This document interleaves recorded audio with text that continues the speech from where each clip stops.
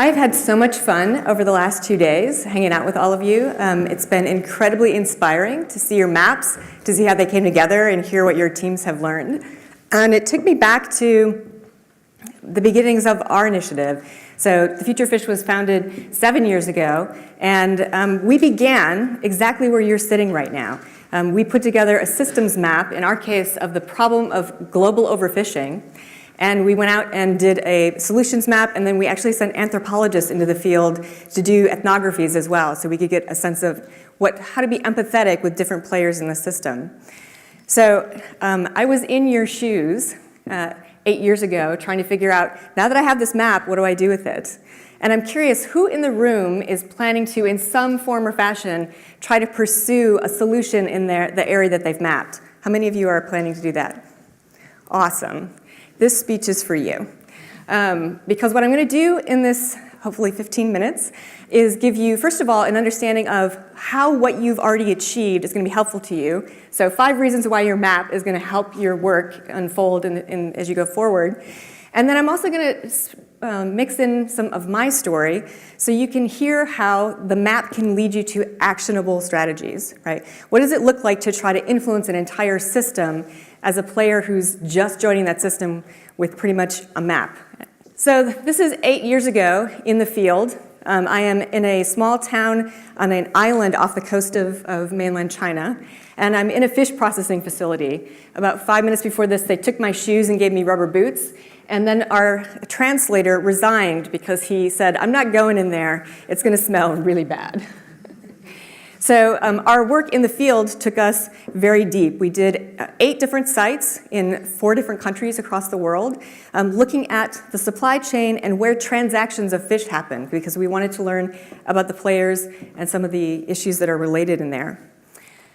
For those of you who don't know much about the world of overfishing, here's a lightning round version of this issue. 90% of the world's fisheries are fished at either maximum capacity or they are overfished, which means we're taking so much of the biomass that it can't remain stable or recover. We also have a huge mislabeling problem in the seafood industry. Over 1/3 of all seafood is mislabeled. If you order red snapper in the United States, it's only red snapper about 12% of the time.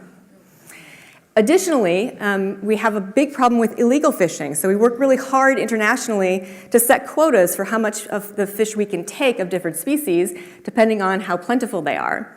But then, above and beyond what's legal, poachers go out and take a lot that doesn't be part of their allocation. So 97 million metric tons of wild seafood harvested every year, an additional between 22 and 30 million metric tons of illegal fish makes it into the legitimate supply chain every year, right? And part of the reason why that's easy is that we've got such bad labeling that it's easy to hide if you're already in the dark. So the number one thing, or the first thing, your map can tell you is that you absolutely will have new insights about a system because you'll have created a new framework.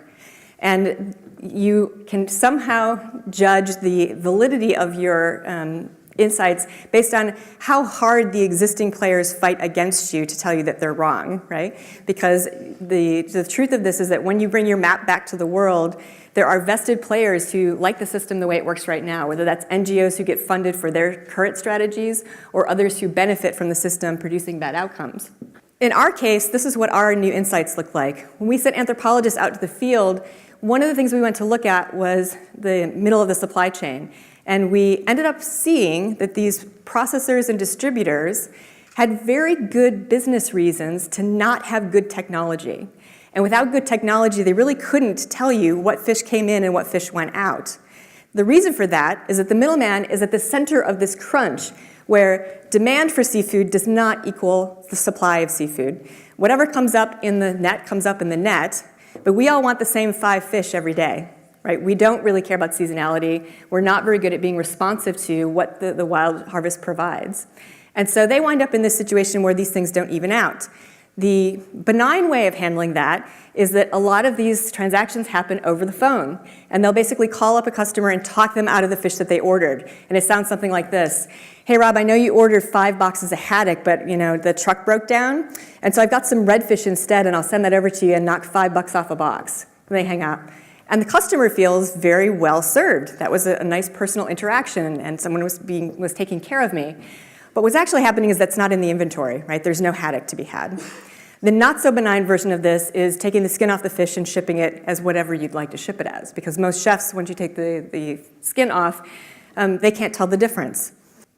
So the two levers that we came up with as a result of this were naming that technology mattered, having better traceability technology, and also having story. And we needed these things to get married and stay grouped through the whole supply chain. That data needed to travel with the fish, because once you have the data with the fish, all of a sudden you can actually have there be better margin for sustainable fish if a consumer is willing to pay for it. You can reduce the fraud, and you can prevent that illegal fish from getting into the system. When we came back with this insight that focus on the middle of the supply chain, look at technology, think about story, we got a resounding no from the existing sustainable seafood movement, because for years they had been vested in this notion of getting retailers to buy the right fish, so buy sustainable fish instead of unsustainable. And the theory was that that would force the supply chain to hop in line.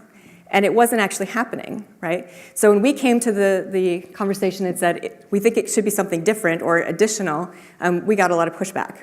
So the second thing is that the map is going to be your best recruiting tool. And you may be thinking, well, why do I need to recruit? I'm going to go off and do this myself.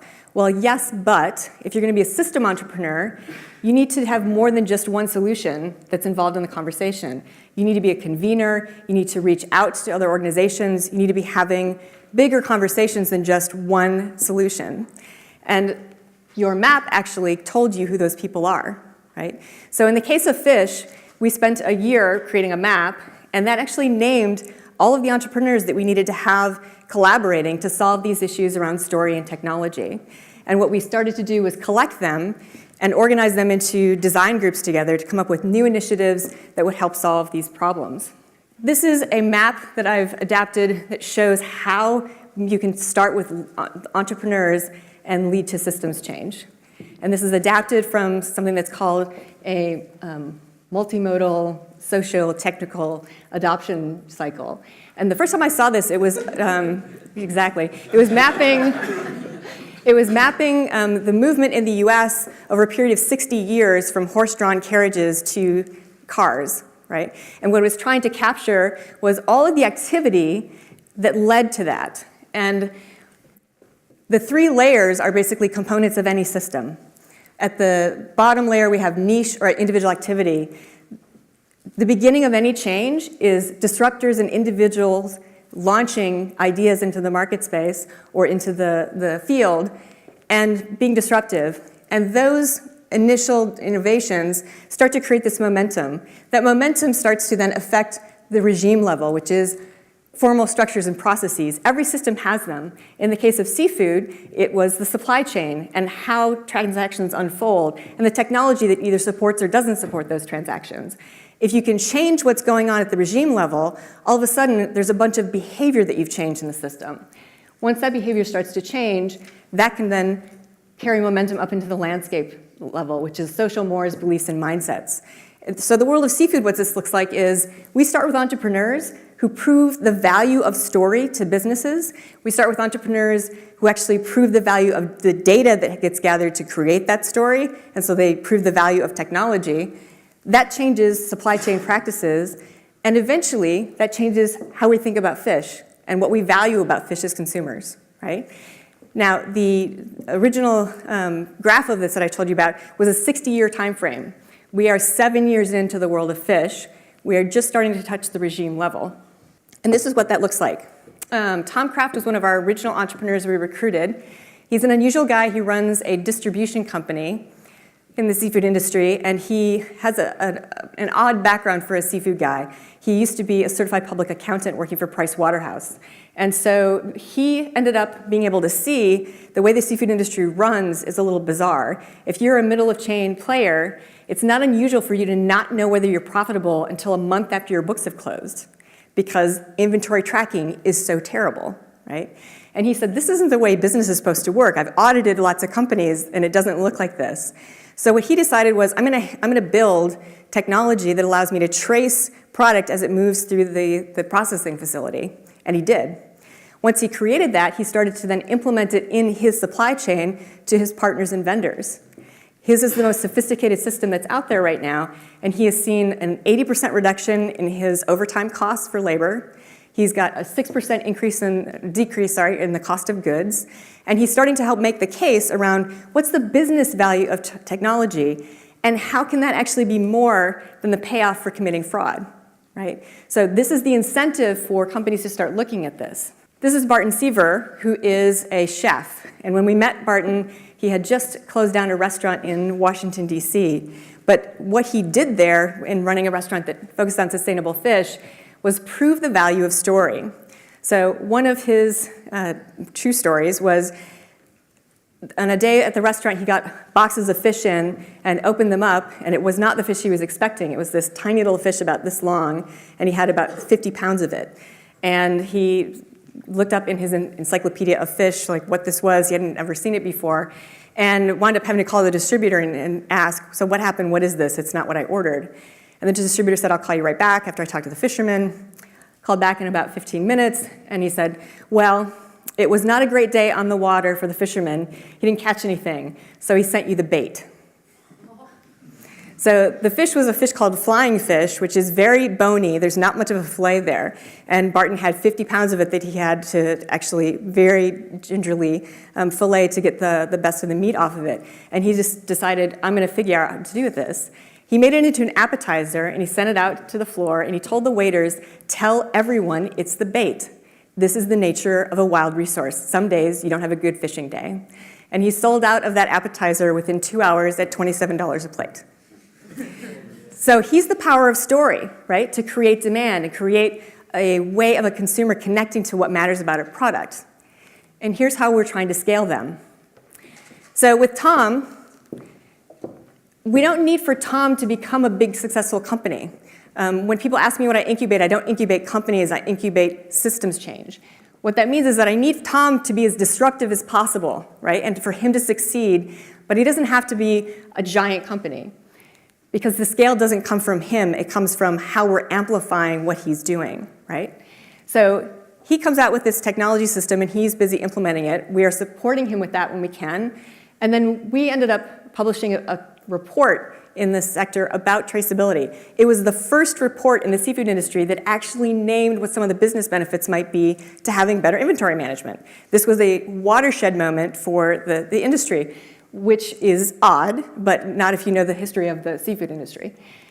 After we did that, then we convened a group of technologists who were creating products that served this field and got them to collaborate on how to do implementations easier and faster. That led to other things, but all the way along what we're doing is trying to goose the system to create that blue welling up that's going to move those behaviors further into the system. And this ended with more collaboration is us with 3 other organizations getting funded for $1.5 million to help implement technology in the seafood industry and to make that a more appealing path for them, right? One of the people who voted on that proposal was a guy who at the beginning of our trek, when we came back from the field with our, hey, it's all about the middle of the supply chain, said, it's not about technology and that you could take the entire middle of the supply chain, wad it up and throw it away and it wouldn't matter.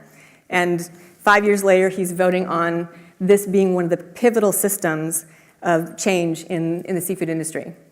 And then finally, it's led to us having a general contractor role in implementations in the field in Vietnam and Indonesia and places where we wind up pulling together partners who actually do the work, but we find who the technologists are, who the NGOs are, who are going to help with the fisheries reform, and who are the finance experts as well. With Barton, it's been a little bit more twisted path. We started with him and with the question of not building a business, but building a platform. How do you take a chef without a restaurant and build a model where he can be a chef advocate? So it doesn't look like becoming a star in the Food Network. What does that look like, right? So by spending time with him, we helped him write proposals, we helped him package his expertise, and he eventually wound up landing a gig at Harvard as the director of the Sustainable Food Initiative there, of the seafood part of that organization. Then we helped him develop a curriculum for chefs working with a restaurant program, and that is a little crash and burn icon there. The original plan was that it was a national restaurant program that was trying to align all of the existing ones. They hired us to help Barton with a curriculum, and then the foundation who funded this decided that they didn't really want to deal with restaurants that weren't white tablecloth fancy restaurants because they wanted the program to be elite. So we parted ways as partners, but we still have that curriculum, and we have several different plans for how we're going to unroll that and make that something that every chef can have access to. So 3, your map is an antidote to binary or reductive thinking. Most of the way that people look at systems, they start to try to simplify so they can wrap their heads around it. And they start to simplify because they need a funding strategy that feels coherent or that they can report to the board has had impact. And what that means is that you're losing pieces of nuance around how things interact and collide in a system. It also means that the narratives start to get very simple. When I first got involved in the fisheries world, the narrative was there's the black hats and the white hats. And the black hats are industry, and they're just doing terrible things. And we need them to change their mind and stop being so immoral and overfishing the ocean. And the NGOs are the white hats. We're the ones with the answers. You just need to do what we tell you to do, right? That sounds very silly as a strategy, but it actually was the way that these organizations were behaving. It was, we're right, you're wrong, right? And in thinking that way, you're missing all the opportunities to enlist all of those potential allies in helping you make the change you want to make, right? The truth is, if you know the self-interest of folks from doing the work and interviewing them and developing empathy, you can find the overlap between what you want to achieve in the system and what is in their self-interest, and that's your sweet spot. It also means that you have to get people together in the same room who pretty much hate each other, right? They have had long-standing disagreements, whether that's fishermen and marine scientists, or it's technologists and finance people, or they may just not know each other's fields, right? So we routinely put these folks who are either sworn enemies or just have no other reason to ever meet each other in the room together, because we need for solutions to have that kind of hybrid expertise, and we want them to invent and design. So we do these kinds of workshops, and we do prototyping, and people have fun. And part of the reason that they have fun is that we don't convene on behalf of consensus. It is wrong that you actually have to have consensus to get things done. In fact, the idea that we are focusing more on consensus and collaboration prevents us from moving forward, because we're never going to get to full agreement, right? So if we focus on what we can build together based on the alignment we do have, you'd be amazed what gets done. So 4, system mapping teaches humility. So you built maps, right? Every single one of your maps is standing on the shoulders of giants, of experts who've been in the field for 20 years, of practitioners who have spent their lives dedicated to solving these problems, and you only have something to analyze because they came before you, right? The consultant model of being the smartest guy in the room who's going to bomb in with an idea from the outside and fix everything does not work for systems change, right? And some of what you start to develop is an appreciation for what resources have already been invested in the field. How do you use those effectively, right? Why do you need to start a new organization every time there's a new idea? What if that new idea just gets given to an existing organization that already has the infrastructure, already is out there working, already knows the audience, right? We don't have a very good model for how that can happen, and that's something that we've been working on.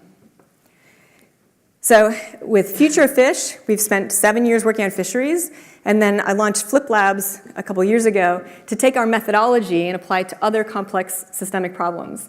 And we are getting started with a group in California, a consortium of women's shelters that are working on trying to end domestic violence.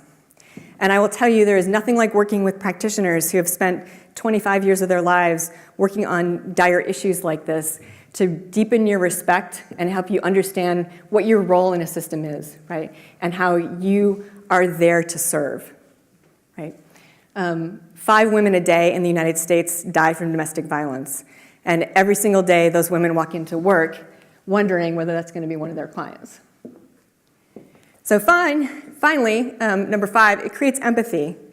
So if you spend time in a system embedded, working with others, empowering them, serving other entrepreneurs who are working on creating change, you will understand their perspective.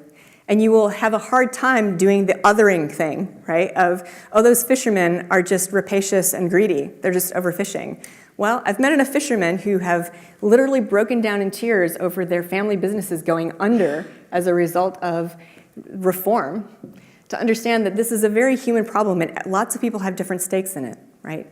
And you wind up being at the front lines of how those things collide. Part of your job winds up to have empathy for everyone in the system, right? It doesn't mean you have to like everyone. It just means you have to try to understand their perspective. So after we'd been working with Barton for about 3 years, he called me up at one point and said a partnership he'd been trying to create had fallen through. And he was just incredibly disappointed. And he said, I'm done. I just don't want to do this anymore. This is too hard. I've put too much of myself at risk. I have put the possibility of owning a home at risk. Why am I doing this? I could make so much more money if I just went out and started a new restaurant. And after I got off the phone with him, I found a place online to embroider a pillow because I have no crafting skills myself, and had this sent to him because the only thing I could think to say in that moment was, you're not alone. And Future Fish is going to figure out how to support you on this path. And at the end of the day, our greatest contribution may be that empathy, and maybe the fact that I will be able to say that there's 25 or 30 entrepreneurs who didn't give up because we believed in them, and because we were willing to try to create that blue welling up momentum that was going to take their activity and amplify it to the point where it changed processes and then changed the landscape, right? And ultimately changed the world. Thank you.